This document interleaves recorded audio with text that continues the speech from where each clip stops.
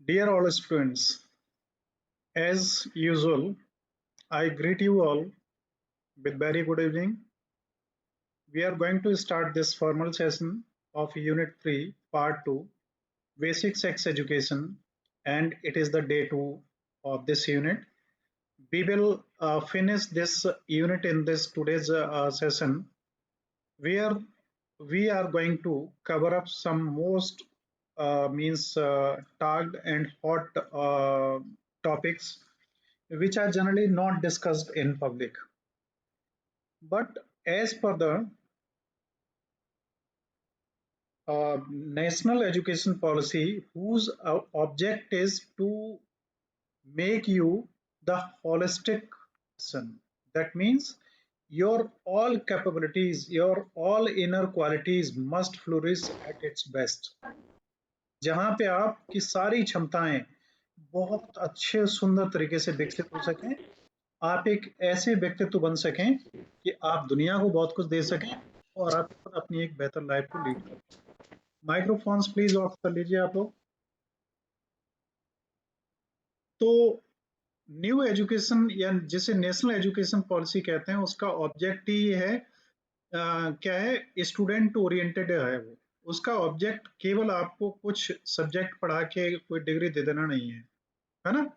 तो उसी के तहत ये जो आप पढ़ रहे हैं को करिकुलर एक्टिविटीज या को करिकुलर कोर्सेज जिन्हें हम कहते हैं, ये नॉन क्रेडिट बेस्ड कोर्स हैं। लेकिन मैं जहां तक समझता हूं और आप भी समझेंगे कि क्रेडिट चाहे इनकी कुछ भी ना हो, लेकिन लाइफ में वही चीजें ज्यादा क्रेडिट वाली होती हैं जिनकी आवश्यकता कम समझी जाती है। तो ये भी ऐसा ही कुछ पार्ट है। We are proceeding for the next slide. Here you can see basic sex education. आप पढ़ चुके हैं अभी तक। फर्स्ट जो यूनिट है उसमें आपने पढ़ा था कि इसमें बेसिक ऑफ सेक्स एजुकेशन में आपने पढ़े थे overview, ground rules and pre test. Pre test में आपसे कुछ प्रश्न पूछे गए थे और ये जानने की कोशिश करी गई थी कि उनके बारे में आप कितना जानते हैं। नेक्स्ट है basics of urinary system and reproductive system. इसको हम कल पढ़ चुके हैं। Male puberty and female puberty को पढ़ चुके हैं। मेल फीमेल में डिफरेंसेस और सिमिलरिटीज क्या है इसे पढ़ चुके हैं। अब आज के सेशन में हम क्या पढ़ेंगे, देखिए आज इंपॉर्टेंट ये है, हम आज ये कवर करेंगे और इसमें बहुत इंपॉर्टेंट टॉपिक्स हैं जिनमें से एक है sexual intercourse, pregnancy and child birth. How the two male and females interact with each other, it results into pregnancy and then childbirth. Facts, attitudes and myths, वास्तविकता, सोच विचार और क्या अवधारणाएं हैं LGBTQ+ के बारे में और इनके क्या आइडेंटिटीज हैं और इनके इश्यूज क्या हैं। हमारे हिंदुस्तान में ये LGBT को लोग जानते भी नहीं थे और जानते भी नहीं है कि वास्तविकता क्या है ना। लेकिन यहाँ भी अब ये बीमारी पहुंच चुकी है और ये बीमारी अच्छी नहीं है। नेक्स्ट है बर्थ कंट्रोल एंड अबॉर्शन। अगर हम बच्चा नहीं चाहते हैं, वी आर मैरिड, तो हम बर्थ को कैसे कंट्रोल करें बच्चा ना हो। और कोई परिस्थितियां विशेष होती हैं जहाँ पे जो मदर है उसकी लाइफ के लिए थ्रेटनिंग हो, या कोई मान लीजिए किसी के साथ में रेप हुआ और सही she become pregnant, in that condition court itself allows to go for the abortion. Otherwise abortion is a criminal offense. If any doctor or any family found violating the rules, they are having various penalties. Sex without love, आप किसी के साथ sex करते हैं और उसमें प्यार नहीं है, तो फिर ये सेक्स क्या बन जाता है, एक हरासमेंट बन जाता है, सेक्सुअल अब्यूज बन जाता है और ultimately it is defined as rape. Prevention of sexually transmitted diseases, ये बहुत इंपॉर्टेंट है। हमारे हिंदुस्तान में अभी तक ऐसा है कि अगर सेक्सुअल कोई डिजीज किसी को हो गई तो बड़ा इंफीरियोरिटी कॉम्प्लेक्स उसके अंदर होता है कि उसे कैसे डेवलप करे, कैसे डॉक्टर के पास जाए, कैसे अपने घर वालों को बताए कि मेरे को ये प्रॉब्लम हो गई। तो ये बहुत इंपॉर्टेंट है। आपकी हेल्थ फिजिकल, मेंटल और साइकोलॉजिकल में फिजिकल हेल्थ का ही एक पार्ट है prevention of sexual transmitting diseases. Sexually जो हमारे सेक्स ऑर्गन्स हैं वो भी हेल्दी हों और सही हों, तो उसे हम कैसे अचीव करें और किस तरीके से हम सेक्सुअली हेल्दी रह पाएं। नेक्स्ट स्लाइड में आप देखेंगे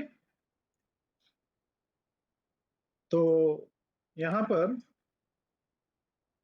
नेक्स्ट में हम इस सेशन को कवर कर रहे हैं sexual intercourse, pregnancy and child birth. तो what is sexual intercourse? The meeting up of two different genders physically that results into pregnancy is called sexual intercourse. इसमें दोनों मिलते हैं, तो दोनों के अंदर जो कल आपने पढ़ा था मेल्स होते हैं उनमें हार्मोन होता है टेस्टोस्टेरोन और वुमेन्स में होता है प्रोजेस्टेरोन, और एक कौन सा होता है एस्ट्रोजन। दो हार्मोन्स होते हैं जिनसे प्यूबरिटी आती है, एडल्ट चाइल्ड एडल्ट में कन्वर्ट होता है। तो उन हार्मोन्स के द्वारा हमारी बॉडी में मेल्स में बनते हैं स्पर्म्स और फीमेल्स में बनते हैं ओवा, है ना, जिनसे जिनके आपस में मिलने से सेक्सुअल इंटरकोर्स से नेक्स्ट स्टेज जो हमारी आती है वो आती है चाइल्ड बर्थ की, है ना। नेक्स्ट हम आगे बढ़ते हैं। देखिए सेक्सुअल इंटरकोर्स एंड प्रेगनेंसी में क्या होता है, जब सेक्सुअल इंटरकोर्स होता है तो फर्स्ट टाइम जब कोई स्पर्म किसी ओवा के संपर्क में आता है तो उससे एक संरचना बनती है पहली, जो कहलाती है जायगोट। ध्यान रखिए इसको, ये डे वन है, जिस दिन सेक्सुअल इंटरकोर्स हुआ उस दिन ये एक ओवा और एक स्पर्म का मिलना हुआ। जीरो, डे जीरो है, फर्स्ट डे में ये जायगोट कहलाएगा दोनों। ब्लॉक कर दीजिए। माइक्रोफोन ऑफ कर लीजिए आप लोग। डे टू में ये जायगोट कन्वर्ट हो जाता है एम्ब्रो में। डे थ्री में भी एम्ब्रो होता है, और ये एम्ब्रो क्या होता है, हमारी फेलोपियन ट्यूब है ये फेलोपियन ट्यूब के थ्रू हमारा जो एम्ब्रो है वो ट्रेवल करता है और कहाँ जाता है, देखिए दीज आर ओवरीज, है ना। तो this is the way of intercourse. तो यहाँ से ये ट्रेवलिंग होती है इसकी, ये डे टू में आया, उसके बाद में ये डे टू है, डे थ्री में ये जाए एम्ब्रो, एम्ब्रो कहलाता है। ध्यान रखिए जीरो डे में जब फर्टिलाइजेशन होता है उसका नेक्स्ट डे होता है वो उसमें जायगोट कहलाता है, डे टू और डे थ्री में एम्ब्रो कहलाता है, और डे फोर में ये कहलाता है मोरुला। ध्यान रखिए इसको, थर्ड से फोर्थ डे में मोरुला, और इसका मूवमेंट लगातार होता रहता है, और किसकी तरफ होता है, यूटरस की तरफ। और डे फाइव में कहलाता है ब्लास्टोसिस्ट। इन चारों पांचों स्टेजेस का ध्यान रखिए। वैसे ऐसे क्वेश्चन आपके लिए कोई आएंगे नहीं क्योंकि ये पेपर सभी के लिए कॉमन है, तो बायो के स्टूडेंट्स को तो ऐसे बेहतर तरीके से समझना जरूरी है और वो समझ भी जाएंगे। अदर स्टूडेंट्स इन वर्ड्स को जल्दी नहीं पकड़ पाएंगे और जरूरत भी बहुत ज्यादा नहीं है। इसके बाद में पांचवें दिन हमारे यूट्रस की जो वॉल होती है, जिसमें अभी पहले क्वेश्चन पूछा था किसी ने क्वेश्चन सेशन में कि एंडोथीलियम क्या होती है, तो ये वॉल जो होती है इस पे एक जगह पे कहीं पे भी ये हमारा जो ब्लास्टोसिस्ट है ये इम्प्लांट हो जाती है। इसी को ही हम क्या कहते हैं मालूम है, इसको हम कहते हैं कंसीविंग, कि हमने गर्भ धारण कर लिया। आगे बढ़ते हैं, नेक्स्ट में देखिए अब क्या होता है, हमारा जो गर्भ धारण हो गया उसके बाद में उसके तीन स्टेजेस होती हैं, और इन हर स्टेज में अपने अपने डिफरेंसेस और अपने अपने अंतर हैं। जो फर्स्ट ट्राइमेस्टर है, 3 महीने का जो पहला पीरियड है, टोटल 9 महीने का पीरियड होता है, तो 3 मंथ्स के पीरियड में ये जो एम्ब्रो था ना उसमें बहुत ज्यादा परिवर्तन होते हैं, और इसमें एक सबसे इम्पोर्टेंट चीज जो है वो बनता है प्लेसेंटा, जिसके द्वारा माँ के पेट में बच्चे को सारा फूड और सब कुछ इसी के थ्रू जाता है, और जो एक्सरेट करता है वो भी इसी के थ्रू सब कुछ मैनेज होता है। सेकेंड ट्राइमेस्टर में क्या होता है, इसको हम फीटस कहते हैं अभी। पिछली उसमें देखिए, आपने अभी देखा था कि जो हमारी फोर्थ स्टेज थी उसमें हम इसको क्या कहते थे, ब्लास्टोसिस्ट। अब ये ब्लास्टोसिस्ट हमारा हमारा बन जाता है फीटस में कन्वर्ट हो जाता है।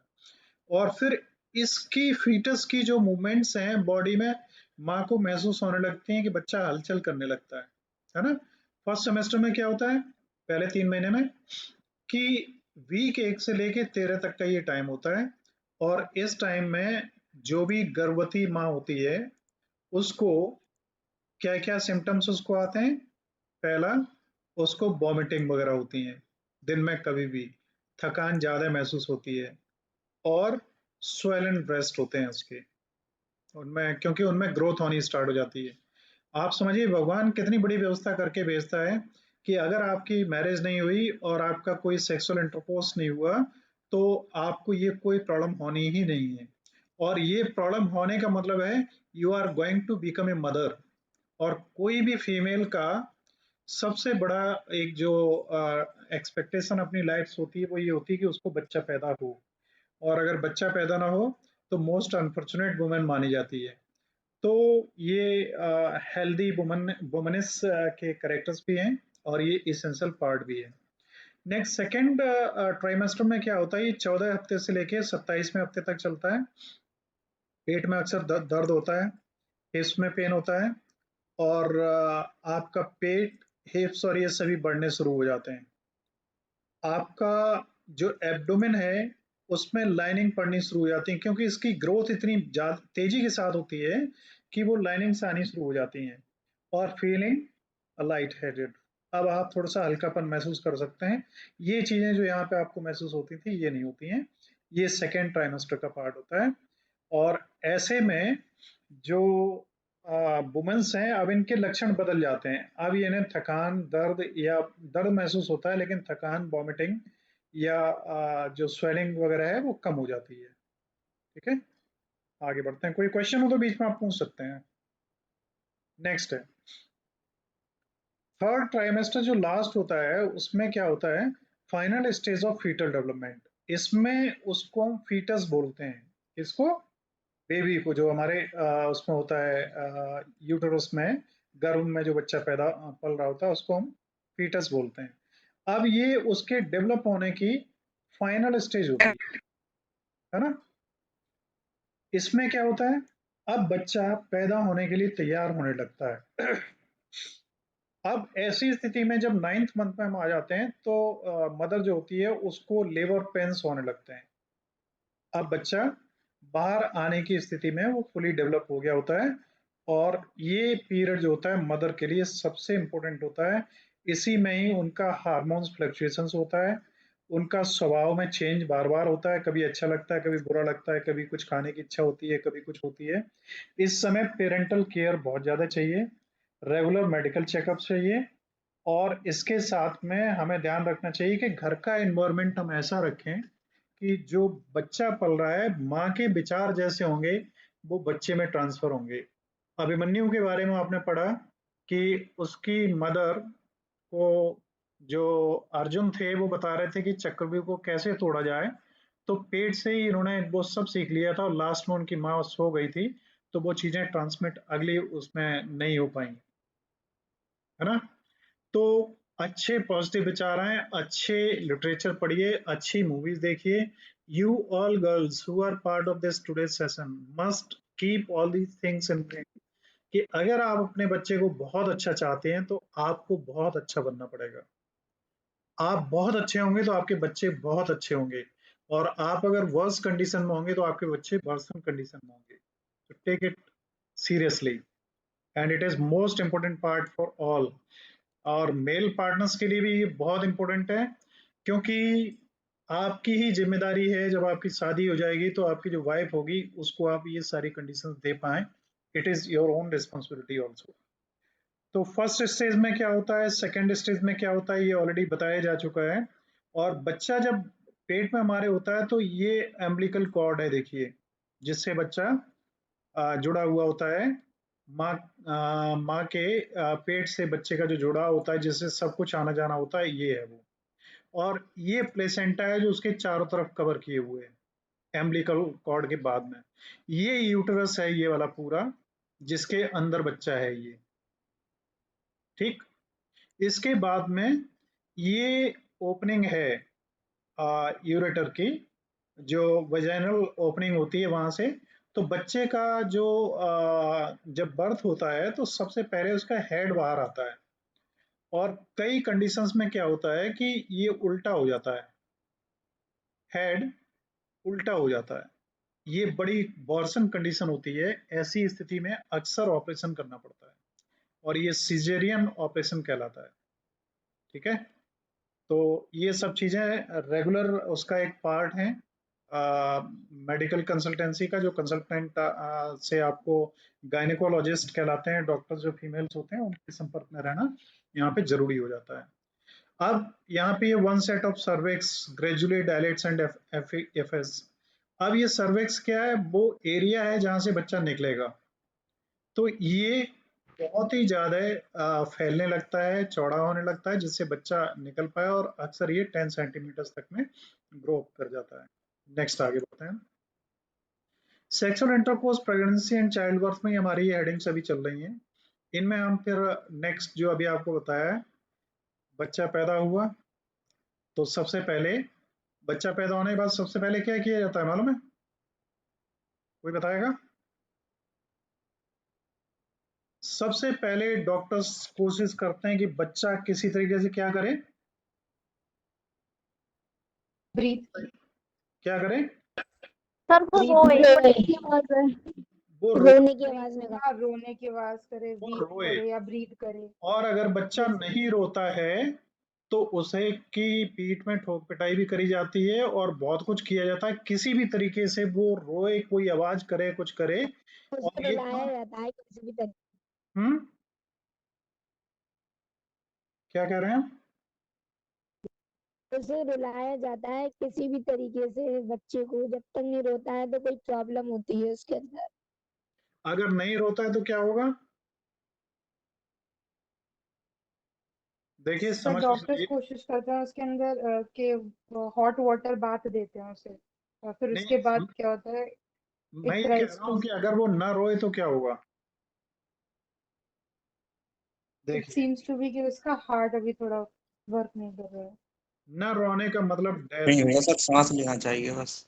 देखिए, सांस उसके अंदर जाएगी, उसका हार्ट बीट करना तभी स्टार्ट, बीटिंग तो पहले ही स्टार्ट हो जाती है, लेकिन प्रॉपर काम करना उसका बॉडी का तभी संभव होगा जब सांस जाएगी, और सांस जाएगी तो उसको अनकॉन्शियसनेस पहले महसूस होगी, और कुछ बोल सकता नहीं है, तो सबसे पहले वो रोएगा ही। इसीलिए एक कहावत है, कबीरदास जी का कहना है कि हम ऐसी करनी कर चलें, अ, उसमें क्या है, हम ऐसी करनी कर चलें, जग हंसे, नहीं हम हंसें और जग रोए। कुछ ऐसे मतलब कहना है कि जब हम पैदा होते हैं तो हम रोते हैं और दुनिया हंसती है, क्योंकि उन्हें खुशी होती है कि बच्चा रोया। लेकिन जब हम मरें तो ऐसे काम करके जाएं कि जब हम मरें तो दुनिया क्या करे, रोए, और हम खुश हों कि इतने लोग हमारे पीछे रोने वाले हैं। और आप समझते हैं यही ऑब्जेक्ट होता है, किसी की लाइफ की सफलता को तभी अचीव किया जाता है जब उसकी जो जनाजा जा रहा है या बॉडी जा रही है उसके पीछे कितने लोग जा रहे हैं, ये उसकी लाइफ का लास्ट अचीविंग पॉइंट होता है। Yes sir. आगे बढ़ते हैं हम, देखिए। अब a fact attitude and myths about LGBTQ plus issues and identities. इस बात को थोड़ा सा सही तरीके से आप लोग समझ के चलिए, आप लोगों के लिए बहुत इंपॉर्टेंट है और समझना चाहिए। ये लेस्बियन एंड बाइसेक्सुअल हैं। लेस्बियंस मेल्स का, फीमेल का अगर फीमेल से सेक्सुअल रिलेशन है तो ये लेस्बियंस कहलाते हैं, और मेल्स का अगर मेल्स के साथ में तो ये गेज कहलाते हैं, है ना। तो लेस्बियन, गेज, ट्रांसजेंडर्स और बाइसेक्सुअल्स, ये सब चीजें इंडियन कल्चर का पार्ट नहीं थी और नहीं है, लेकिन अब ये सब चीजें डेवलप होनी शुरू हो गई हैं, और कोर्ट ने भी इन चीजों को परमिट दे दी, कर दिया है। जबकि इन चीजों की लाइफ में मेरे को नहीं लगता कहीं भी कोई जरूरत है या कहीं कोई आवश्यकता है। आगे बढ़ते हैं हम लोग। क्या होता है, ये कंफ्यूज्ड है, ये मेल या फीमेल क्या देख रहा है बताइए। कुछ लोग क्या करते हैं, gender identity is valid, sex birth के टाइम पर ही ये डेफिनेट हो जाता है कि ये मेल है या फीमेल है, क्योंकि उसके जो सेक्स ऑर्गन्स होते हैं उन्हें देख के हम पता लगाते हैं कि ये जेंडर मेल है या फीमेल है। लेकिन कई मेल्स ऐसे होते हैं जो बड़े होके उनके अंदर हैं तो वो मेल, लेकिन सारे करेक्टरिस्टिक्स उनके फीमेल वाले हैं, और यही करेक्टरिस्टिक्स होते हैं फीमेल्स में मेल्स वाले, जहाँ पे बिल्कुल मेल्स जैसे दिखते हैं, उनके दाढ़ी मूछ वगैरह भी आने लगती है, मतलब हार्मोन्स का डिसबैलेंस होना। आप में इमोशंस भी वही पैदा होंगी जिस तरीके के हार्मोन्स होंगे। तो ये सब चीजें इस चीज को कंट्रोल करती हैं। हम कंफ्यूज हैं कि वी आर मेल और फीमेल, देन वी सेज कि हम कुछ भी कहने की स्थिति में नहीं है। अगर आप वुमन है, वुमन की तरफ आप अट्रैक्टिव हो रहे हैं, then you are lesbian. If you are attracting towards male to male, it is gay and bisexual and all these things. Discrimination exist, LGBTQ में डिस्क्रिमिनेशन होता है, हर जगह होता है। अगर कोई लेडी किसी लेडी के साथ ही संपर्क रखती है, अब तो आपने देखा होगा बहुत सारी औरतें दूसरे औरत के साथ शादी कर लेती हैं, आदमी आदमी के साथ शादी कर लेता है। और अभी एक बड़ी खबर थी कि एक बहुत बड़ी इंग्लिश एक्ट्रेस ने शादी करी अपने कुत्ते के साथ। हम्म, अब कुत्ते के साथ शादी कर लेना भी भाई एक स्टाइल ऑफ फैशन का पार्ट है, आप कर सकते हैं ऐसा भी। तो हम जितनी नई नौटंकी कर पाए उतने ही हम एडवांस दिखाई देते हैं। और कुत्ते से ही अगर शादी करनी थी तो शादी करने की जरूरत ही क्या थी। ठीक। मेंटल हेल्थ कंसर्न्स, तो ये सब चीजें इस पर डिपेंड करती हैं कि आपकी मेंटल सोच क्या और कैसी है। नेक्स्ट है family and community supports matters. अब अगर आप मेल हैं और फीमेल जैसे आप में करेक्टर्स आ रहे हैं, तो फैमिली भी इससे परेशान होगी, वो कितना आपको सपोर्ट कर रही है इस पर डिपेंड करेगा। कई फैमिलीज ऐसी हैं जिसमें अपनी लड़कियों को वो बिल्कुल लड़कों जैसे अधिकार देके पालते हैं, और उनसे कहते भी हैं कि तुम हमारे लिए बिल्कुल हमारे बेटे के समान हो, आप में कोई अंतर नहीं है। लेकिन बेटे के समान होना उचित है, लेकिन बेटा होना संभव नहीं है, क्योंकि नेचर ने उसे बेटी बनाया है, उसमें सारे करेक्टर्स सारी चीजें बेटी वाली हैं। आप उसे प्रेम प्यार पूरा बेटे के बराबर दीजिए, लेकिन ध्यान रखिए कि बेटी बेटी ही होगी। She is having the capability to bear the pregnancy and give birth to a child that can never be possible with the male। आदमी के अंदर ये संभव नहीं है। लेकिन आपको मालूम है कि आदमियों ने भी बच्चों को जन्म दिया है, पता है कि नहीं। यस सर, यस सर, और एक दे रहे हैं, इंसान उसने 9 बेबीज को दिया है। अभी दे रहे हैं। Yes sir. क्या करते हैं, एक IVF सिस्टम होता है, मालूम है। इसमें मेल और फीमेल्स के स्पर्म्स और ओवा को फर्टिलाइज करके इम्प्लांट कर देते हैं। जैसे कई वुमेन्स होती है ना, वो बच्चा नहीं पैदा कर सकती किसी वजह से, या तो उनमें वो ओवा प्रॉपर नहीं बन रहा है या मेल में स्पर्म्स प्रॉपर नहीं बन रहे हैं, तो उन्हें आपस में वो करके क्रॉस, और उनका जो जाइगोट बनता है उसको इम्प्लांट कर दिया जाता है उनके यूटरस में। अब मेल विंग्स में होता है कि वो ऑपरेशन करवा के आर्टिफिशियल यूटरस तैयार कर लेते हैं, और फिर वो उनके अंदर बच्चा पैदा होता है, और सिजेरियन बच्चा पैदा होता है। बड़ी बड़ी नौटंकी वाले लोग हैं, बहुत बहुत तमाशे करते हैं। इनसे किसी से भी आपका वो अटैचमेंट नहीं हो सकता जो नेचुरल होता है। कभी अटैचमेंट नेचुरल नहीं हो सकता, पॉसिबल ही नहीं है ना। तो सेक्स में सबसे ज्यादा इंपॉर्टेंट चीज क्या है मालूम है, दैट इज नेचुरल अटैचमेंट। और सेक्स के लिए फिजिकल अटैचमेंट कतई जरूरी नहीं है, कतई जरूरी नहीं है। सेक्स में अगर प्योर आपका लव है, प्योर लव है, तो सेक्स में फिजिकल अटैचमेंट की तो कोई भावना भी नहीं आती है, जो असली प्रेम है। असली प्रेम का कोई एग्जांपल आप लोग बता सकते हैं, कोई बताएंगे। तो जैसा पिक्चर में दिखाई दे रहा है, एक माँ और बच्चे का फिल्म। देखिए पिक्चर की बातें छोड़िए, यहाँ पे एक राधा है और एक मीरा है। सर मीरा बाई। एक राधा एक मीरा दोनों ने एक कृष्ण को चाहा, अंतर क्या है दोनों में, ऐसा कुछ गाना है ना। जी सर। Yes sir. तो राधा और मीरा कितना ज्यादा प्रेम करती थी कृष्ण से, और कृष्ण की वाइफ कौन थी? रुक्मणी। रुक्मणी।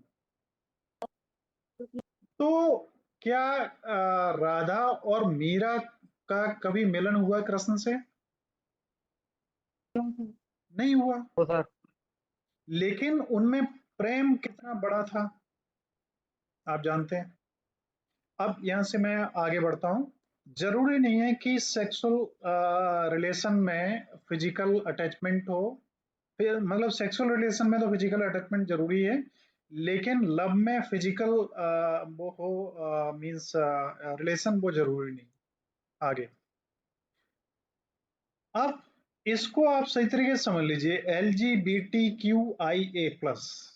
जो ये चल रहा है LGBTQ तक चल रहा है, IA और आप थोड़ा सा समझ लीजिए। यहाँ पे मैं थोड़ा सा इसको बड़ा कर रहा हूँ, ये समझिए, थोड़ा सा क्लियर नहीं है पिक्चर फिर भी। लेस्बियन क्या है? They are the women who are attracted towards women. कोई महिला अगर किसी महिला से अट्रैक्ट होती है तो इन ऐसे रिलेशन को लेस्बियन कहा जाता है। ठीक है, समझ के चलिए। गेज कौन है? जहां पे दो मेल्स आपस में फिजिकली अट्रैक्ट होते हैं। बाइसेक्सुअल क्या है? Peoples who may experience attraction to peoples of multiple genders, तमाम से, अलग अलग से। इनका जरूरी नहीं कि मेल का फीमेल से ही हो, इनका एनिमल से भी हो सकता है रिलेशन, है ना। Transgender, they identify with sex opposite to one they were born with, this has no relation to sexual preferences. ये वही है जो मैंने अभी बताया कि जरूरी नहीं है कि वो फीमेल ही हो, it may be unnatural from animals also. Next है Q, queer, identify people whose sexuality goes beyond the normative and what is accepted in society। इसमें क्या है कि ये वो आते हैं जिसमें ये अपनी लिमिट से आगे क्रॉस कर जाते हैं, जैसे सोसाइटी भी इनको वो नहीं करती है, प्रमोट नहीं करती है और मान्यता नहीं देती है। इंटरसेक्स में क्या है? These are peoples who were born with genital organs of both sex, male and female, it is genetic condition। ये इंटरसेक्स है जो जनरल एक नेचुरल होता है। नेक्स्ट है A, asexual, they are uncomfortable with sexual contact with anyone, they have no interest in relating sexuality with the partners। ये वो लोग होते हैं जिन्हें सेक्स में कतई इंटरेस्ट ही नहीं होता है। ठीक है, तो ये एसेक्सुअल कहलाते हैं, जिनमें सेक्स में कोई इंटरेस्ट ही नहीं है कहीं भी। एंड प्लस में जितने रहे बचे वो सब प्लस में आ जाते हैं। और भी तमाम प्रकृति के लोग होते हैं दुनिया में, जिनके बारे में आप न जाने उतना ही अच्छा है। ठीक है, आगे बढ़ता हूं मैं। मिथ्स एंड मिसकंसेप्शंस, ये सब वही चीजें हैं जो मैंने अभी आपको बताई थी, इनमें कोई खास अंतर नहीं है। अब कुछ चीजें जान लेने वाली हैं। जैसे प्रेगनेंसी में कहा जाता है कि एक्सरसाइज वगैरह नहीं करनी चाहिए, ये एक मिथ, मतलब आम धारणा है जो गलत है। फैक्ट ये है कि प्रेगनेंसी में आपको एक्टिव, अलर्ट और सही रहने के लिए एक्सरसाइजेस कंपलसरी है, जिससे आपके बच्चे का भी पूर्ण डेवलपमेंट हो और आपकी डिलीवरी भी नॉन सिजेरियन हो और बेहतर हो, है ना। Next, birth control and abortion, it is a new topic कि हम अगर बर्थ कंट्रोल करना चाहते हैं, हमारी शादी हो गई लेकिन अभी हम लाइफ स्टार्ट कर रहे हैं और हम नहीं चाहते हैं कि अभी कोई हम पेरेंट्स बने, और क्योंकि अभी काफ़ी सारी रिस्पॉन्सिबिलिटीज़ हैं, उन्हें हम पूरा करने के बाद में we would like to be parents, we will give birth to our child। Here what you can do, you can use various types of techniques which are available in market। These are using condoms, diaphragms and cervical caps। बहुत सारी चीज़ें हैं।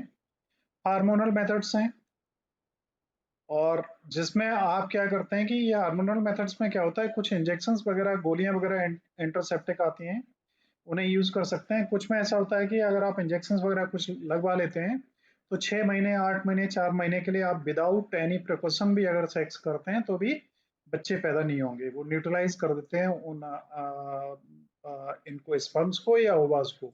ऐसा करना नहीं चाहिए। बाद में जब आप मदर बनना चाहते हैं तो यही चीजें आपके लिए प्रॉब्लम बनती हैं। ये लॉन्ग एक्टिंग रिवर्सिबल कॉन्ट्रासेप्टिक्स, इनका यूज जितना हो नहीं करना चाहिए, है ना। इमरजेंसी कॉन्ट्रासेप्शंस, ये कभी बाई चांस अगर कुछ हुआ, इन्हें मॉर्निंग आफ्टर पिल भी कहते हैं, जिन्हें आप ले सकते हैं, जिसमें ये टैबलेट्स वगैरह आती हैं। स्टेरिलाइजेशन में क्या होता है कि हम उसको स्टेरिलाइज कर देते हैं, जिससे अगर बाई चांस हमने कुछ ऐसा किया तो भी बच्चा पैदा ना हो। नेक्स्ट आगे हम बढ़ते हैं। Birth control and abortion. Birth control और अबॉर्शन के लिए भी वही चीजें हैं जो आपको सब बताई गई। कुछ लीगल कंडीशंस में मेडिकल एबॉर्शंस अलाउड होते हैं, जहां पे कोई रेप हुआ या कोई इस तरीके की घटनाएं हुई तो उनके लिए अलाउड है, otherwise it is an offence. Sex without love, harassment, sexual abuse and rape. तो ये भी एक इंपॉर्टेंट पार्ट है जिस पे आप ध्यान रखिए कि सेक्स विदाउट लव क्या है। किसी की इच्छा के विपरीत आप सेक्स करते हैं, जबरदस्ती करते हैं, तो ये एक हरासमेंट है और ये सेक्सुअल अब्यूज है। And finally it's come into the category of rape. किसी भी स्थिति में ये किसी को भी नहीं करना चाहिए। कंसेक्सुअल सेक्स होना चाहिए, इसका मतलब ये है कि दोनों की कंसेंट होनी चाहिए, तभी होना चाहिए, अदरवाइज नहीं। हरासमेंट, आपकी शादी भी हो गई लेकिन गलत तरीके से आप सेक्स करते हैं, गलत तरीके से परेशान करते हैं, गलत तरीके से दिक्कतें करते हैं, that is not acceptable, that comes into the category of this harassment. And next is sex without love में सेक्सुअल अब्यूज। सेक्सुअल अब्यूज में ये सारी चीजें आ जाती हैं। गलत तरीके से किसी को टच करना, गलत तरीके से किसी को देखना, गलत तरीके से किसी को प्रोनाउंसिएट करना, गलत तरीके से कुछ भी करना, that is not an ethical part of life. And rape is non sexual penetration, किसी की इच्छा के बगैर जबरदस्ती उसके साथ सेक्स करना, that is called rape. Next, sex without love, harassment. इसी में आगे ये जो कुछ है इन्हें आप देख सकते हैं। और किसी भी स्थिति में कंसेंट इंपॉर्टेंट है। सेफ सेक्स प्रैक्टिसेस, ये इंपॉर्टेंट है। सेफ सेक्स प्रैक्टिसेस में क्या है कि सबसे ज्यादा HIV, gonorrhoea, STD, sexually transmitting diseases, chlamydia and syphilis, ये बीमारियां पैदा हो जाती हैं। इनमें कई वायरस और बैक्टीरियाज वगैरह एक्टिव हो जाते हैं, इसलिए जो सेक्सुअल ऑर्गन्स हैं उन्हें प्रॉपर्ली वॉश करें, है ना, और उनका ध्यान रखें जिस तरीके से फिजिकल और भी पार्ट्स को आप हाथ पैरों को धोते हैं। लिमिट सेक्सुअल पार्टनर्स, ये तो अपने हिंदुस्तान की तो एक परंपरा है कि यू शुड बी मोनोगोमस, कई पार्टनर्स नहीं होने चाहिए। और अगर कई पार्टनर्स हैं भी तो आपको उन पार्टनर्स के साथ में ध्यान रखने की बहुत जरूरत है कि उनमें से अगर एक भी इन्फेक्टेड हुआ तो बाकी के सब पार्टनर्स उससे प्रभावित होंगे। रेगुलर टेस्टिंग एंड स्क्रीनिंग आप करवाते रहें अगर आपके एक से ज्यादा पार्टनर्स हैं, और अपने पार्टनर्स के साथ अगर कोई बीमारी है तो उसके बारे में जरूर डिस्कस करें। हाइजीनिक प्रैक्टिस का आप यूज करें। Avoid high risk behaviours, avoid unprotected sex, limit alcohol and drug use. Pre exposure prophylaxis, ये एक इम्पोर्टेंट है, इस पर थोड़ा सा ध्यान आप लोग दीजिएगा। इसमें क्या है कि किसी भी स्थिति में प्री जो प्रोफिलेक्सिस है, इसको हम क्या कहते हैं कि ऐसे लोग जो जिन्हें इस तरीके की जो बीमारियां हैं वो ज्यादा होने की उम्मीद होती है, तो ये प्री एक्सपोजर प्रोफाइलैक्सिस है कि पहले ही आप अगर ऐसी कोई दिक्कतें हैं तो अपने पार्टनर्स के साथ में शेयर करके चलें, जिससे उन प्रिकॉशंस को लिया जा सके जिससे वो बीमारियां ट्रांसमिट ना हो।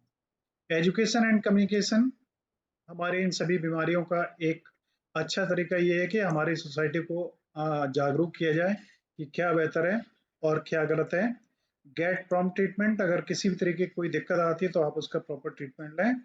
यूज प्रूडेंट कॉशंस, आप जो मतलब जेंटल तरीके हैं उनका ही प्रयोग करें। और नेक्स्ट है प्रिवेंट सेक्सुअली ट्रांसमिटेड डिजीजेज में एसटीडी, ये आप जानते हैं सेक्सुअली ट्रांसमिटिंग डिजीजेज और सेक्सुअली ट्रांसमिटेड इन्फेक्शंस, इन्हें आप इनके बारे में जान के ही दूर कर सकते हैं और उनसे आप बच सकते हैं। जितना आप एजुकेट होंगे इनके बारे में उतना ही बेहतर तरीके से आप अपने आप को और अपने पार्टनर्स को मैनेज कर पाएंगे। सेफ सेक्स प्रैक्टिसेस में कंडोम्स एंड ओरल सेक्स वगैरह इनसे अवॉइड करना चाहिए। नेक्स्ट है गेट वैक्सीनेटेड, आपको अगर कोई दिक्कत हो रही है तो वैक्सीन लगवाएं। रेगुलर टेस्टिंग स्क्रीनिंग करवाएं। कम्युनिकेशन प्रॉपर होना चाहिए पार्टनर्स के बीच में। And limit sexual partners, you should not have more than one. तो इसके बाद में नेक्स्ट हम आते हैं avoid risky behaviour. Pre exposure prophylaxis बताया आपको, एजुकेशन अवेयरनेस पहले मैं बता चुका हूँ। और इसके अलावा unprotected intercourse, blood transfusion, needle reuse और प्रेगनेंसी, इनके द्वारा हमारी बहुत सारी एसटीडी जो डिजीजेज हैं वो फैलती हैं। जरूरी नहीं है कि आपने गलत तरीके से सेक्स को अपनाया, इस वजह से आप सेक्सुअली जो बीमारियां आपके अंदर आई हैं।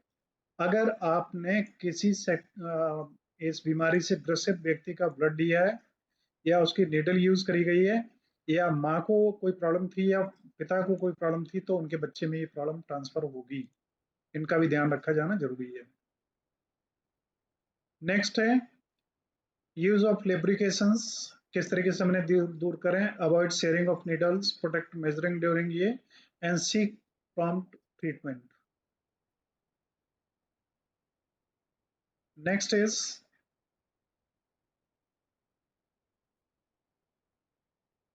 what? It is just to say thank you to be here with us so long time, and definitely I will say thank to you all who joined this session. And now this is question hour. If you have any type of questions, you can ask me.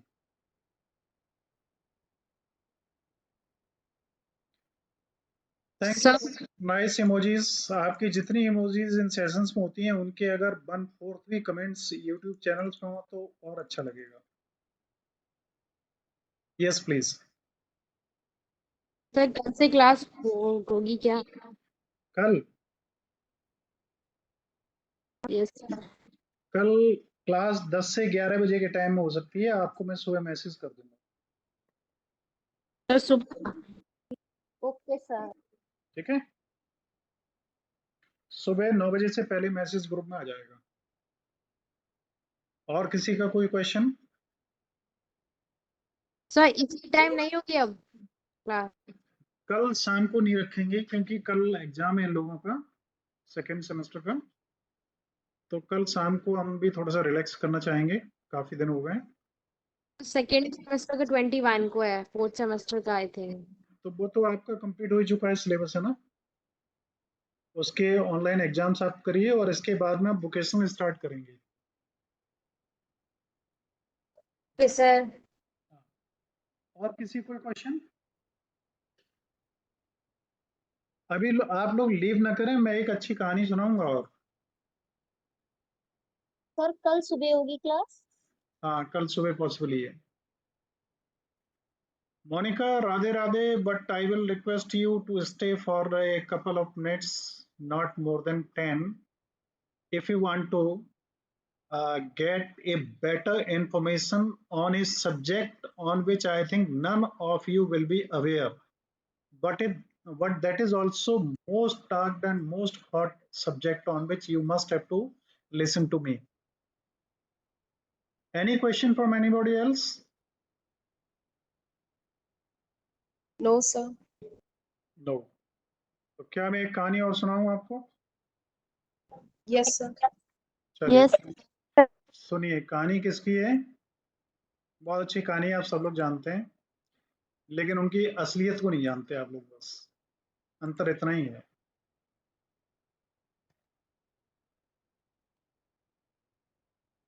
किसकी कहानी है?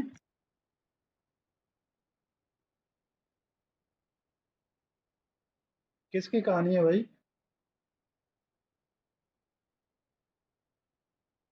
Valentine. Valentine. Valentine day होता है ना? Yes sir. कब होता है? Yes, sir. 14 फरवरी। कितना? 14 फरवरी। शाबाश, सभी को मालूम है ये? Yes sir. सभी को पता होना चाहिए क्योंकि ये आपका जो है ना राष्ट्रीय दिवस है कि यस नहीं? सर। आप लोग यूथ से हैं आप। पुलवामा अटैक हुआ था सर। क्या हुआ था? नहीं पता सर। पुलवामा अटैक। अच्छा, पुलवामा यस से। सर, पुलवामा अटैक हुआ था जिसमें हमारे 44 जवान शहीद हुए थे। तो मैं एक बात और बता दूं आपको, एक अटैक और मतलब एक और इम्पोर्टेंट इंफॉर्मेशन। पुलवामा अटैक हुआ था, वो तो कितने लोगों को याद होगा? बड़ा मुश्किल यस है। सर, हमें याद है। आपको याद है, लेकिन 14 फरवरी को पुलवामा अटैक के मामले में आपने कोई श्रद्धांजलि सभा का आयोजन किया? नहीं किया होगा। लेकिन वैलेंटाइन डे जरूर उस दिन आपके दिमाग में कई बार आया होगा, चाहे कोई आपका फ्रेंड हो या ना हो। लेकिन ये जरूर पता लगा होगा, दुनिया भर के मैसेज चारों तरफ भरे देखे होंगे वैलेंटाइन के, पुलवामा के मैसेज उसमें दिखाई भी नहीं देते होंगे। ये बात सही है कि नहीं? Yes sir. यस। दूसरा, यस सर, सही आपको बात। मालूम है कि बच्चा कितने समय बाद पैदा होता है?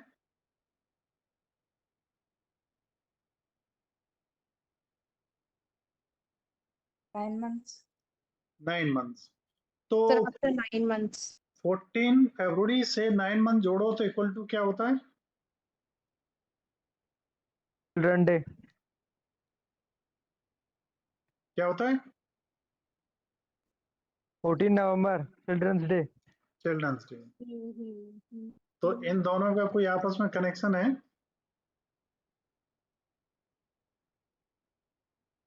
होता होगा सर। लग तो रहा है थोड़ा थोड़ा। हाँ? लग तो रहा है सर, थोड़ा थोड़ा कनेक्शन। लग रहा है ना? हाँ हाँ। मतलब वो विद्वान जो वैलेंटाइन में ज्यादा विश्वास रखते हैं और उस दिन उन्होंने अगर कोई सेक्सुअल इंटरकोर्स किया और वो सक्सेसफुल रहा तो 9 महीने बाद उन्हें रिजल्ट मिल जाएगा चिल्ड्रंस डे वाले दिन। और चिल्ड्रन डे चाचा नेहरू का जन्म, वो बच्चों चाचा नेहरू की वजह से मनाया जाता है। चाचा नेहरू का भी जन्मदिन है ना? जी सर। सर वो यस बच्चों सर। को बहुत प्रेम करते थे इसलिए मनाया जाता है। ये बाई चांस ये फिगर है जो मैं दिखा रहा हूँ, इसका कोई रिलेशन किसी से नहीं है, just for the sake of amusement and just to sake up you all, है ना? इसका कोई किसी उससे इफेक्ट से कोई रिलेशन नहीं है। ठीक। अब मैं आता हूं कि वैलेंटाइन डे क्यों मनाया जाता है, कितने लोगों को मालूम है?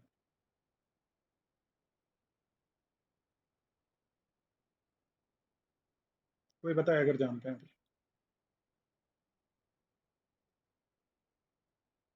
कोई बताएगा? अब इतनी नहीं गहरी पता सर। हाँ बताइए। नहीं सर पता? नहीं पता। लेकिन नो सर। मनाते तो हैं सभी। नहीं सर, सर मैंने नहीं हमारे बनाया सर कॉलेज अभी के तक। सर हमारे कॉलेज के मोस्ट ऑफ द बच्चे बजरंग दल गए हैं, इसलिए सर नहीं मनाते। डर की वजह से नहीं मनाते हैं इसका मतलब तो है। लेकिन अगर मौका मिल जाए जी तो सर। जरूर मनाएंगे। ठीक। सर मौका मिलेगा टीचर्स ही के नहीं साथ सर। मनाया सर। हम्म। सर टीचर्स को विश किया है। टीचर्स के साथ मनाया सर, टीचर्स को विश किया है। देखो ये सब विचित्र चीजें हैं कि वैलेंटाइन डे इनफैक्ट होता है सर मैं लविंग। बनाती हूँ। वैलेंटाइन डे होता है इनफैक्ट लविंग कपल्स के बीच में या टू लवर्स के बीच में। और हम अपने मम्मी को भी कहते हैं हैप्पी वैलेंटाइन डे, पापा को भी कहते हैं हैप्पी वैलेंटाइन डे। ये क्या नौटंकी है जिसे हम नहीं जानते हैं फिर भी हम तमाशा कर रहे हैं? उसे जानो तो। जानना चाहोगे आप लोग क्या है कहानी इसके पीछे? जी सर। यस जी सर। सर बिल्कुल। Yes sir. जानिए। Yes sir. जानिए। Yes sir. इंग्लिश लोग जो हैं यूरोपियंस, उनमें एक बहुत फेमस संत हुए जिनका नाम था वैलेंटाइन। ठीक, इटालियन थे वो सर, इटालियन थे। वेनिस के मे वैलेंटाइन नाम था। बी यूरोपियन, है ना। या सर। तो वैलेंटाइन उनका नाम था, और इंडिया से बहुत सारे जो बिजनेस पर्सन हुआ करते थे उस समय, उनसे वो बड़े इंटरेस्टेड रहते थे कि इंडिया के बारे में वो जाने। तो बिजनेस पर्सन हुए होते थे जो आते जाते थे इंडिया, पानी के जहाजों से यात्राएं करते थे, उनसे इंडिया के बारे में ज्यादा ज्यादा जानकारी लेते थे वो। तो उन्हें पता लगा कि हिंदुस्तान एक ऐसा देश है जहाँ पे जो लोग होते हैं वो क्या करते हैं कि एक ही वाइफ के साथ में और एक ही हस्बैंड के साथ वो पूरी लाइफ बिता लेते हैं, और दूसरी शादी कोई एक दूसरे से नहीं करता। और इंग्लिश लोगों का इंट्रोडक्शन क्या होता है कि meet Mister X, he is my mother's, he is my fourth mother's son of sixth father. अब इसको आप खुद नहीं समझ पाएंगे, इनसे मिलिए, ये हमारी चौथी माँ के छठवें पिता के पुत्र हैं। अब रिलेशन को आप सर बहुत लंबी इक्वेशन हो गई सर, बहुत लंबी इक्वेशन हो गई। आप इस रिलेशन को भी नहीं समझ पाएंगे। और आपने सुना है बायोलॉजिकल सन,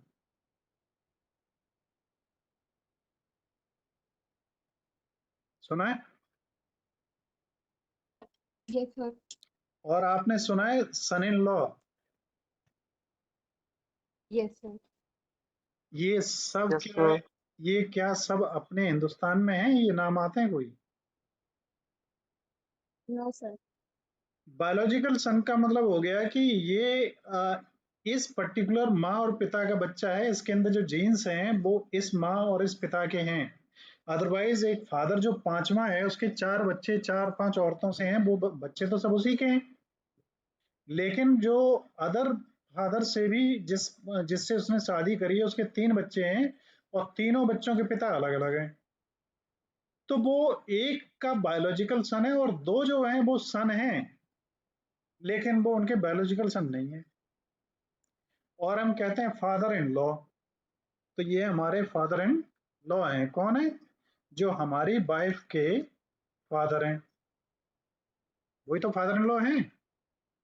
हमारे यहाँ फादर इन लॉ नहीं कहते हैं, हमारे यहाँ पिताजी ही कहते हैं। ये भी हमारे पिताजी हैं, वो भी हमारे पिताजी हैं। अब ये लॉ कहाँ से आ गया? कॉन्टेक्ट मैरिज है जिसमें कोई इटरनल मतलब उसकी पॉइंट नहीं है, तो वहां पे सब यही चलता है तमाशा। अब इन चीजें छोड़िए, वापस आते हैं वैलेंटाइन पे। तो वैलेंटाइन ने ये सुना कि हिंदुस्तान में लोग एक ही पत्नी या एक ही पति के साथ पूरी जिंदगी बिता देते हैं, और इसके फायदे क्या क्या। उन्होंने उस पर रिसर्च करी, और उन्होंने उनके जो फॉलोअर्स थे उन्हें इसकी इंपॉर्टेंस बतानी शुरू करी कि एक ही लड़की के साथ रिलेशन होना चाहिए या एक ही लड़के के साथ रिलेशन होना चाहिए, इसके क्या क्या फायदे हैं और ऐसा क्यों होना चाहिए, मल्टी पार्टनर्स क्यों नहीं होने चाहिए। तो ये लोगों को बड़ा प्रभावित करने लगी चीजें, और ये लाइफ स्टाइल में उन्हें सेटिस्फेक्शन भी मिलने लगी, और बहुत लोग वैलेंटाइन को क्या करने लगे, फॉलो करने लगे। तो वैलेंटाइन एक ऐसा रिचुअल भी अपनाने लगे जिसमें दोनों लोगों की शादी जैसा काम किया जाता था। जैसे अपने यहाँ फेरे होते हैं या मुसलमानों में जब निकाह होता है उस समय वो जो जो भी रिचुअल्स होते हैं वो। तो वैलेंटाइन ने दो लोगों को लाइफ टाइम साथ में रहने के लिए प्रेरित किया। न कि ये कहा कि उसमें डे अलग अलग होते हैं, एक रोज डे, एक प्रपोज डे, एक थप्पड़ डे, एक घूसा डे, एक लाट डे, तमाम डे होते हैं ना। और लास्ट वाला डे कौन सा होता है? कौन सा होता है last day? Sir slap day. Hmm? Day. जेब खाली डे। कौन सा? जेब खाली डे। नहीं, slap day, slap day. Slab day. मतलब 7 दिन मिलो, एक दिन फूल दो, एक दिन चॉकलेट दो, एक दिन ये करो, एक दिन वो करो, 7वें दिन थप्पड़ दो, फिर 8वां ढूंढो, है ना? तो कहाँ वैलेंटाइन को कहाँ ले आए आप लोग? वैलेंटाइन ने क्या सिखाया था? लेकिन हमारी आज की कल्चर ने हमें ये सिखाया कि वैलेंटाइन जो थे सो थे, अब तो ये करो हर हफ्ते में चेंज करो, थप्पड़ मारो, और ज्यादा जरूरत पड़े तो पीछे से एक लात लगाओ, आगे भगाओ, अगला पकड़ो। ये क्या हमारी कल्चर यही है? हमारी कल्चर बहुत प्रॉस्पेरस और बहुत रिच है, इसलिए आपको दूसरों का अनुसरण करने की कतई जरूरत नहीं है। आपको अपने आप पे गर्व करने की जरूरत है। You are Indian and you are not a part of those idiot persons who are only invest in physical pleasure. They don't have the IQ and they don't know what is the ultimate pleasure and how the relations are important for two souls to become a part of one. हमारी culture ये सिखाती है कि दो आत्मा और एक जिस्म है, लेकिन वो सिखाते हैं कि 7वें दिन थप्पड़ मारो और बाहर करो, 8वां पकड़ो। I think it is now over today's session. If you have any more question, you can ask me. Excuse me, sir. Yes. Sir वो रजिस्ट्रेशन से रिलेटेड क्वेश्चन था। हाँ बताइए।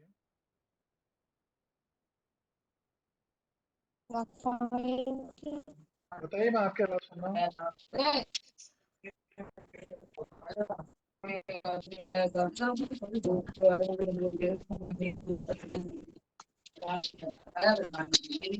बताइए अगर किसी का कोई वो है तो।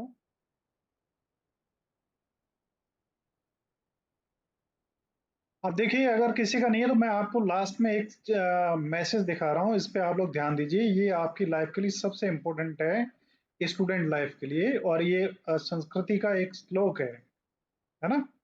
मैं आपके साथ शेयर कर रहा हूँ अभी, और इसके साथ ही मैं क्लास खत्म करूंगा। देखिए, आप देख पा रहे होंगे, काक चेष्टा बको ध्यानम स्वान निद्रा तदेव च अल्पहारी गृह त्यागी विद्यार्थी पंच लक्षणम। ये पहले पढ़ा है आप लोगों ने? Yes, Yes, sir. sir. Yes, sir. Yes, sir. अगर पढ़ा है तो इस पे अमल अगर आप करें तो बहुत अच्छा है, और आपको करना ही चाहिए। आपकी लाइफ का अभी का अल्टीमेट ऑब्जेक्ट यही है। आप लात घूंसे मत खाओ, उसकी जरूरत नहीं है। वो जब मौका आएगा तो जिंदगी आपको इतने लात घूंसे देगी कि आप पूरी जिंदगी परेशानी रहोगे। ठीक है? तो काक चेष्टा, काक संस्कृति में बोलते हैं कौवे को। आप कौवे की तरीके से चेष्टा, चेष्टा मतलब इच्छा और ध्यान रखें। जैसे कौवा अगर किसी बच्चे के हाथ में रोटी हो तो इस तरीके से ध्यान रखता है कि कैसे मौका मिले और उससे छीन के वो भागे। और बकोर ध्यान, बको किसे बोलते हैं? बगुले बगुले को। को। अगुला। बगुला नदी की धारा में इस तरीके से शांत खड़ा होता है, इतने ध्यान में होता है, ये लगता है कि पतंजलि के जो योग हैं सारे के सारे उसी ने ही पढ़े हैं। और ध्यान की मुद्रा में इतना हैवी होता है कि मछली को पता ही नहीं लगता है कि वो सामने है। और मछली जैसे ही आती है वैसे ही वो क्या करता है, उस पढ़ पे लेता है उसको। उस पे तुरंत उसे पकड़ लेता है। तो क्या यहाँ बगुला पतंजलि के योग ध्यान में बैठा था? लग तो यही रहा है कि फुल अटेंशन वो दे रहा है, पतंजलि के सारे सूत्र उसी ने पढ़े हैं। लेकिन ध्यान उसका नेगेटिव एनर्जी की तरफ है, तो डेफिनेटली वो उसको फॉलो नहीं करता। तो कौवे जैसी चेष्टा रखो और ध्यान रखो बगले जैसा। कुत्ते जैसी आपकी नींद हो, जो थोड़ी सी आवाज में खुल जाए, एकदम अलर्टनेस के साथ खुले। ये ना हो कि मम्मी पापा आपके उठा उठा के पलटें सुबह और धक्के लगाएं, थप्पड़ लगाएं, तब आप उठो। और अल्पहारी, कम भोजन करो। भोजन ज्यादा करोगे नींद आएगी, और नींद आएगी पढ़ाई नहीं होगी। और गृह त्यागी, घर छोड़ने की इच्छा रखो। आपको बाहर पढ़ने के लिए जाना पड़ेगा, इसलिए घर से बहुत लगाव मत रखो। और विद्यार्थी पंच लक्षण, एक सफल विद्यार्थी के ये 5 लक्षण होते हैं। अब आप ऑब्जर्व करना है क्या आप में ये पांचों लक्षण हैं। अगर नहीं है, एक दो हैं तो उन्हें बढ़ाने की कोशिश करना, और अगर हैं तो बहुत अच्छी बात है, आपको बहुत बधाई, बहुत मुबारक। और आगे से मैं उम्मीद करता हूं कि बजरंग दल के डर की वजह से आप सेलिब्रेट नहीं करेंगे वो क्या नाम है, क्या कहते हैं, सर वैलेंटाइंस हम डे। डर की वजह से नहीं सर, हम हाँ, डर की वजह से नहीं, हम सब बजरंग दल में हैं, मैंने ये कहा था। अच्छा चलिए, आप सब बजरंग दल हैं। तो मैं एक बात जी और सर। बताऊं, आपके अलावा जो मनाना चाहते होंगे वो आपकी डर की वजह से नहीं मनाते होंगे। तो सर सिंगल रहो और सिंगल रहने दो। अब आप सुनिए दूसरा, और फिर आप क्या करते हैं कि आप कहते हैं तुलसी डे मनाएंगे हम, ये है ना। कुछ कहते हैं हम पितृ पूजन दिवस मनाएंगे, ठीक। तो ये सब बातें वैसी ही हैं जैसी बगले का ध्यान है। बगले का ध्यान जो आपको दिखाई दे रहा है कि ये ध्यान मुद्रा में है, वो मछली को पकड़ने की मुद्रा में है केवल। तुलसी पूजन आप कर रहे हो, पूजन तुलसी का कर रहे हो, पितृ पूजन कर रहे हो, अपने पिताजी की आरती उतार रहे हो, लेकिन आपको मालूम है कि इसलिए आज आप ये दिवस मना रहे हो कि आप वैलेंटाइन डे नहीं मना पा रहे हो। तो ये पूजन या तुलसी पूजन या कुछ भी नहीं है, केवल आपकी भावनाओं का रूपांतरण है और कुछ भी नहीं है। इसलिए ऐसी नौटंकी से सबसे बचो। आप कभी भी पितृ दिवस या तुलसी पूजन मनाओ, जिस दिन वो ना हो, खास करके ये वैलेंटाइन डे ना हो, उसके अलावा मनाओ, तो वो सेलिब्रेशन है। यहाँ तो आप एक एनर्जी को दूसरे रूप में केवल शो कर रहे हो, और ये नौटंकी कर रहे हो, इसके अलावा कुछ नहीं कर रहे हो, है ना। तो be means whatever you are, don't try to imitate. So now this session is off. I thank you once again to you. Excuse me, sir. Yes please, sir हमारा रजिस्ट्रेशन से रिलेटेड क्वेश्चन था। बताइए। Sir हमारे पहले तो sir हमने third profile तो complete हो गया था, हमने डॉक्यूमेंट्स अपलोड कर दिए थे थर्ड प्रोफाइल पर, बट सर उस पर क्रॉस बना आ रहा था। अब सर वो प्रॉब्लम तो सॉल्व हो गई, बट सर अब ये हो रहा है कि हम जब भी सेकंड प्रोफाइल चेक करने के लिए कर रहे हैं तो सर उस पर कुछ भी ना वापस ना टाइप करने के लिए कह रहा है इन्फॉर्मेशन, सिर्फ मदर्स नेम लिखा आ रहा है सर, और थर्ड प्रोफाइल से क्रॉस हट गया है। आप सर ऐसा अब क्या करिए, करें? आप ऐसा करिए, इसको स्क्रीनशॉट ग्रुप में डालिए, रजत उसके सॉल्यूशन देंगे। एग्जाम से रिलेटेड किसी की प्रॉब्लम तो नहीं है अब? नो सर वो नहीं है, बट सर हम बहुत बार डाल चुके हैं सर, रजत सर को भी, शिखर सर को भी, और कल सर ग्रुप पर भी डाला है हमने। कल आप हमें कीजिए, मैं उसका सॉल्यूशन दूंगा। Okay thank you sir. तो आप चिंता मत करिए। देखिए, कुछ चीजें हमारी ऐसी हैं जो 100% सोलली ट्रस्टेड हैं, जिनमें गलती नहीं आएगी। जैसे एग्जाम पोर्टल है, उसमें कतई गलतियां नहीं आएंगी। अभी आपका फोर्थ सेमेस्टर का फोर्थ जो एग्जाम था, उसमें दिक्कत आ रही थी ना, उसको हमने आपको जब पोस्ट दूसरी डाली, हमने कहा वो प्रॉब्लम आपकी हट गई है, तो अब वो प्रॉब्लम दोबारा कभी नहीं आएगी, और किसी को भी शायद नहीं आ रही होगी अब। ठीक है ना। तो हम इस